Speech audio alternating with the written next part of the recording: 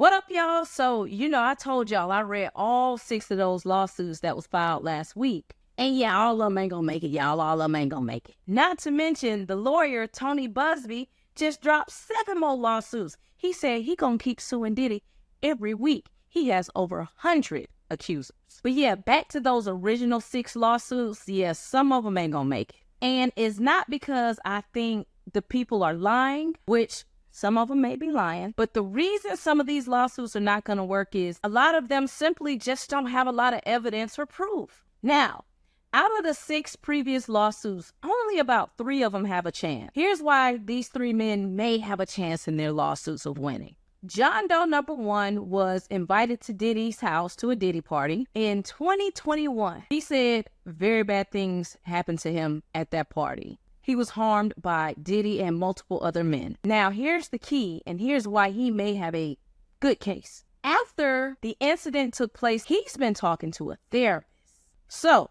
if he told this therapist back in 2021, way before Cassie even came out, and the therapist goes in, shows documentation and proof, and testifies that he did tell the therapist about these events years ago, Diddy, you're in trouble, my boy. Because now Diddy's lawyers can't say, well, this guy is just making all of this up because they saw what happened to Cassie and now he's trying to get money just like Cassie. The reason that argument won't work with this particular case is the guy may have documentation from the therapist going back way before Cassie came out that he was telling this story and his trauma to the therapist. All right, here's why John Doe number 2 may have a good chance. He was a security guard from an outside company. He was hired to work a Diddy party. He said that Puff Daddy gave him 1 or 2 drinks. He became completely disoriented and Diddy did some crazy stuff to him. After the incident happened and whenever he finally got himself together, he went home and he immediately told his supervisor what happened. So this is a very similar scenario to the therapist with the other guy. Can this supervisor come in and testify and say, yes, my employee did call me on this night and said that Diddy violated him? Because then you have a witness who can verify this thing that happened years ago. All right, the other John Doe, this guy worked for Echo Clothing Line, which was a competitor to Sean John. This guy was in the stocking room in Macy's. He said Diddy walks in with his bodyguards. He says Diddy hits him. He falls to his knees and Diddy continues to harm him in a completely inappropriate manner. Very similar to the other guys. He said after the incident, he went straight to mall security, told mall security what happened. He filed an incident report and a couple weeks later, he was fired from his job.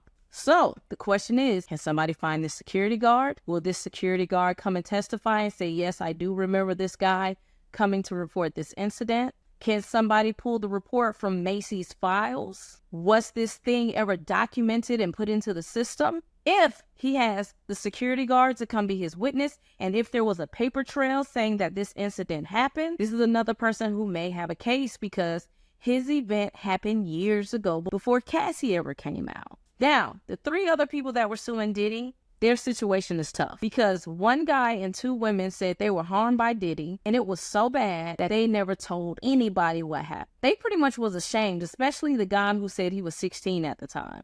So for those 3, if they never told anybody, if they never filed a police report, if they never went to the hospital, I mean, all Diddy is going to say is, yo, it never happened. I don't even know you or remember you. So then we have a he said, she said battle in court. So that's my analysis of those 6 cases that Tony Buzbee filed. He said he's going to file over 100 more. Now, my opinion on this attorney, I think he has a moral and professional obligation to be very selective on which cases he decides to take.